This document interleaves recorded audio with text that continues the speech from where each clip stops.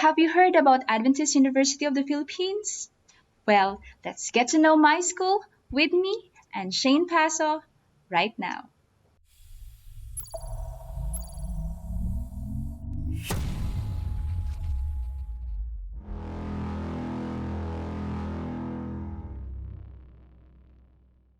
What's up, everyone? I'm Dulcie Martel Vicente, your postgraduate intern. Today, we will get to know more about my school, Adventist University of the Philippines College of Medicine.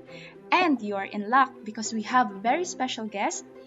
She is a very active student of AUP College of Medicine, currently on her year level 3. She is a very active member or officer of MEDS. MEDS is a medical evangelists dedicated to service. She is a Sabbath school organizer of MEDS, at the same time, the secretary of their batch, and during her year level 2, she focused more her energy in the MEDS organization and she focused on being an organization manager. And in her third year, she decided to run and win the AUP MSC Vice President. So, yung special guest natin, hindi lang siya leader, hindi lang siya academic stellar in their batch, she's also a medical evangelist willing to serve for the glory of God. So, we are so glad to have you here, Shanygne Paso. Hello, Shanygne. Thank you, Ate. Hello po. Yes. I first met Shanygne at AYPC. No, so we volunteered to help out in the Adventist Youth Program Committee in PIC.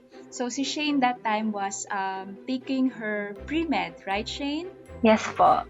Yes, so she took her pre-med at AUP as a Bachelor in Medical Laboratory Science po. Yes. Kamusta ka naman sa studies mo? Like, okay naman. Medyo overwhelming, Ate. na-overwhelmed ka?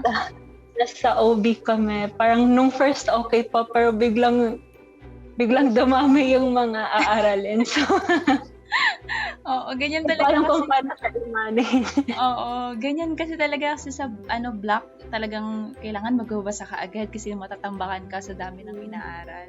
Pero girl, hindi ko nakikitang stress ka because you look blooming as ever. Oo, as in, mas gusto ko yung glow mo kaysa sa nung nag-medtech ka. Ewan ko ba, no, yung medtech nakakatsaka ng buhay. Oh, true. So, one of the interesting questions I would like to ask Shanygne is, why of all the medical schools here in the Philippines, bakit AUP COM yung pinili mo?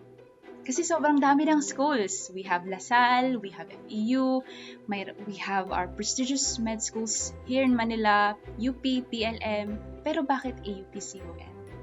Okay.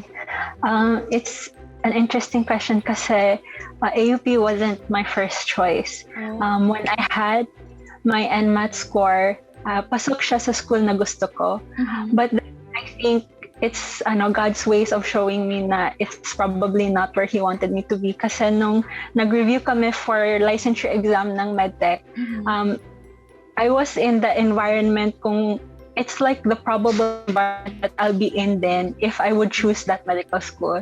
And living there in that environment while reviewing, I wasn't sure it's what's best for me. Mm-hmm. I wasn't sure it would cater to my growth. So I had to think a lot about, do I really want to go to that school? And then I think God just brought people in my life telling me to go to AUP, convincing me to go to AUP. And looking back, had I known that my medical journey in AUP will be like this, AUP would have been my first choice. Kasi bago pa yung AUP then, and I'm not sure if I should get and jump into the water. So that's my first choice. Yes, because AUP COM, for the information of everyone, very young. AUP COM started their program last 2015. Yes, no? So kumbaga parang medyo nagdadalawang isip yung iba. Now, I'm very interested. Sino yung mga taong encourage sa'yo na pumunta mag-AUP COM? First, it was my mother. Okay. They wanted me to be in the Adventist environment. And then the next ones are my mentors in school. They were so concerned about like the environment where I can grow spiritually.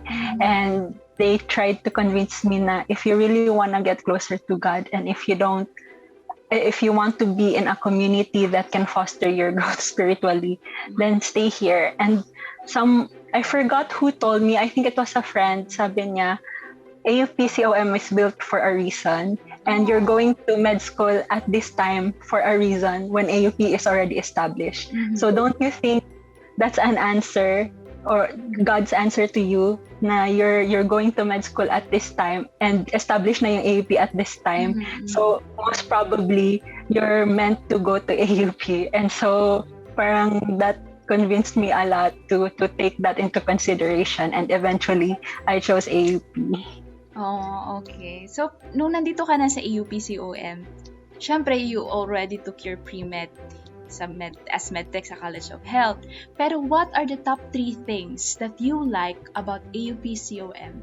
The very first one is the community within AUP COM. I did have that when I was a medtech student, pero it's Talaga? different. Not so much. Like, I feel it, but I don't feel like it's much of an influence in my school life. But for medicine, I feel it, I see it, and it's a part of my school life. Like, if I would define my med school life in APCOM, the community there is in the school is a part of that description. Because I feel like everybody is just a friend to everyone, and I don't know, you it's the most comfortable I felt.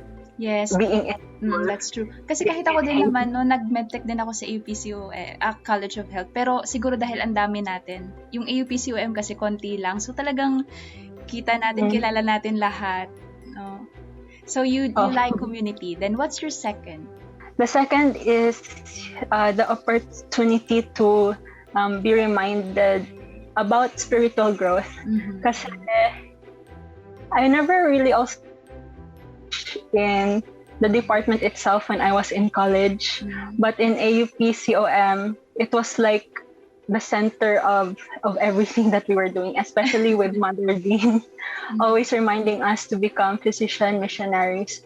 And that was important to me kasi for me, studies, and especially when we get busy, nakakalimutan natin yung purpose natin.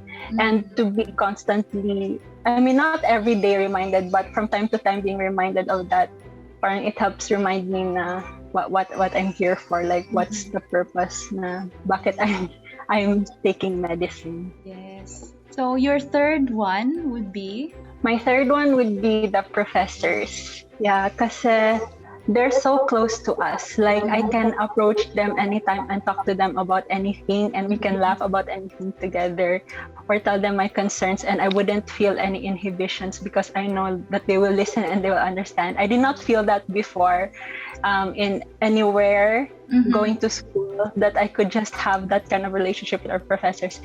And it's amazing to me because we still maintain like the respect for authority, but they never make us feel like we should step back or there's a wall between us. They're always welcoming and approachable. Yes, sobrang totoo yan. Kasi talagang kapag kalabas ng classroom, talagang parang para mo silang mga nanay at tatay, kung hindi man mga katropa. Diba? Like, talagang pwede mong mapag-share, pwede mo silang maging outlet ng stress, and it's something I really am thankful about AUPCOM. So you love the community, you love the spiritual growth that you get there, which I think is talagang very blessed talaga ang AUPCOM. Talagang they're into creating the 5-star plus physician. Talagang physician missionary ka. And then, of course, the faculty.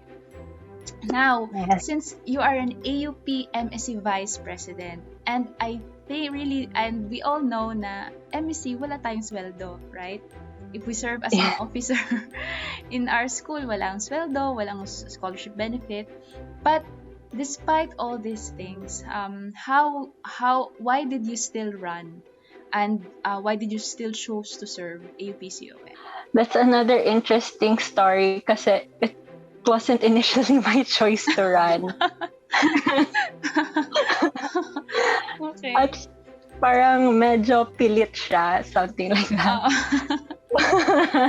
It was elections, tas walang nag-a-apply for vice president. I don't know with the other spots.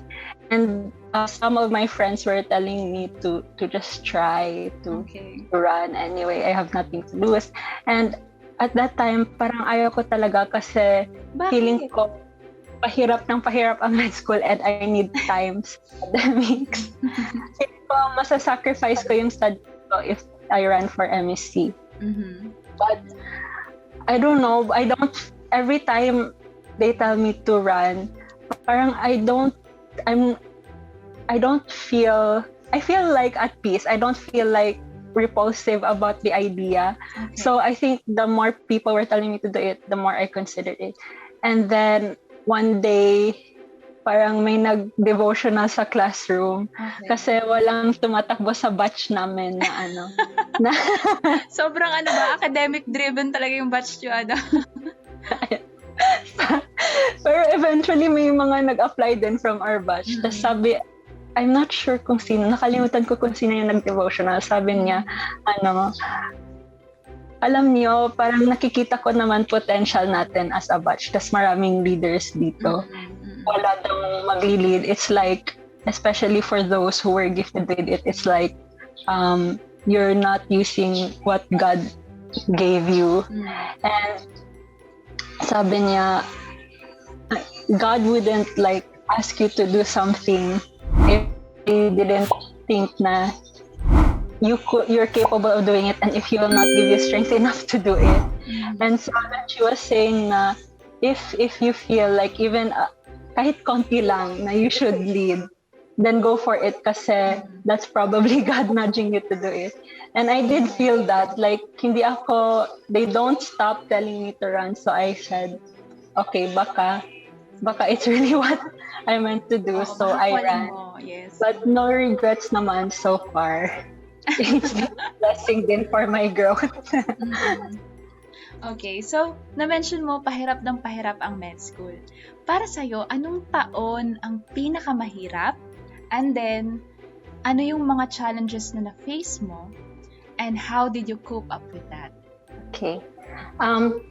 For me, there's like a personal reason because when I was in first year, I lost my mom. So I had a very difficult time coping with med school. That's why in second year, I was slowly getting back, like slowly coping again. That's why I didn't want to run for MSc. But like I said, because of the environment and the friends and the community that I have in COM, I feel like that helped me a lot to cope. Kasi every time I needed to vent out or just say something or cry, the people around me understood and they let me. So parang it helped a lot in my grieving process during that time.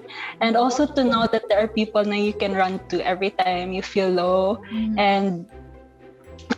And also you feel like your batchmates believes in you na you can do it, like very encouraging.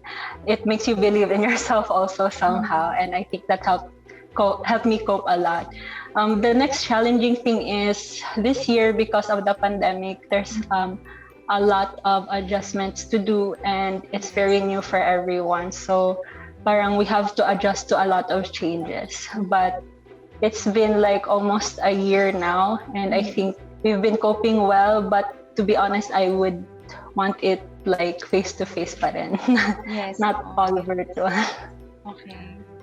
So, your support group played an important role talaga in helping you cope up and get through. No? Kasi the personal thing that happened with you, talagang it's something that really mahirap talaga siya to face alone. So, you find your comfort in your friends and in your batchmates. So, sobrang nakakatuwa naman at very close kayo ng mga batch nyo. Talagang you really help each other. And the faculties were very supportive. Okay, so, what's your major, kumbaga, ano yung mga life realizations mo as a medical student in AUP COM? I think especially the major realizations is it's not all about me. Like when we go into school and you have your ambitions, yung mga pangarap mo, gusto ko maging ganito ako, gusto ko sa future, ito yung magiging buhay ko. But entering AUP COM, especially when you get involved in community service and especially when your professors give devotionals and remind you about why God put you there, you realize that it's really a selfless profession. Yes. That if you want to enjoy medicine, you have to learn to put yourself aside if you really want to fulfill your purpose there. And that's what I want to work towards, because it's easier said than done. But I hope that that's where I come to at the end of this journey. Wow, so I love that advice kasi somehow, I don't know, when you got the title MD kasi, pag tinawag kang doctor, you get that sense of yung entitlement na talagang we tend to forget that the reason why we're doing medicine is not for ourselves but for service. It's a privilege, no? Kumbaga, talagang I myself na-touch ako sa life realization mo because it's not about us, it's about how we help people. So what would be your takeaway to aspiring medical students or potential medical students watching this video? Okay, so first I want to say is when you first enter, it's really like a dream come true because finally parang you're on your path to becoming a doctor. But like in the process, honestly, you will get tired, you'll have a difficult time. But what my mom always tell me is every time I feel tired, she would tell me like, imagine what you can do for others with the things you're learning now. So keep going because you never know what influence or impact you can make in others' lives in the future because you didn't give up with the dreams that you have now. My advice maybe is hardships will always be there. Like it will never be easy, especially for med school. It's like it comes with it. It's inevitable. But you need to allow yourself to go through those because those are the things that will make you grow and be stronger. And also those are the things that will make you realize your inadequacies and make you learn to trust in God more, that He can do more for you than what you can do for yourself or for others. Kasi you really can't go through the journey on your own. So going through this journey really helped me to also be more prayerful and trust and rely on God all the more because I know that I have a lot of disappointing myself and failures too, but I'm able to embrace it more as part of the process and part of God preparing me for the answers, for His answers to my prayers. So I see it that way now.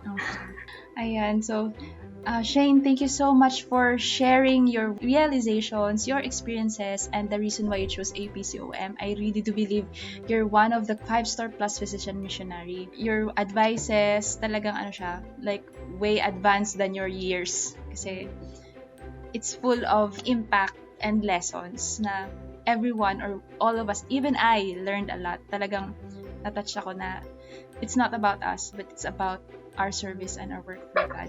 Do you have any any other thing that you want to say to a particular specific person or mano kang gustong message or i-shout out? Shout out na lang ate to my batchmates. Okay. Okay. Hello, I want to give my shout out to my batchmates. So this my journey was easier, I know, because you guys were around, and thank you so much that we're always there for each other and ready to help each other out. So thank you guys. That's so sweet. So guys, if you have any questions about the experiences of Shane, don't be shy and comment it down below.